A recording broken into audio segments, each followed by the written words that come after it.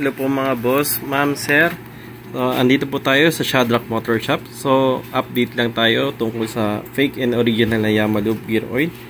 So, bali, ito po yung first na lumabas na fake gear oil. So, natatandaan nyo po, mas maitim ang takip niya, tsaka hindi natatakpan. So, meron po mga naglabasan ngayon na bagong fake na Yamalube gear oil. So ngayon po mas dilaw na yung takip niya, as you can see, pero iba pa rin po yung kulay niya kaysa sa original. Then yung palatandaan natin, ganun pa rin naman.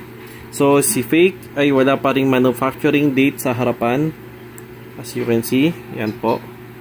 Then sa original, andyan pa rin po ang manufacturing date. Ayan. So, dito naman po tayo sa likod. So, kitang-kita naman po ang laki ng difference ng original tsaka sa fake.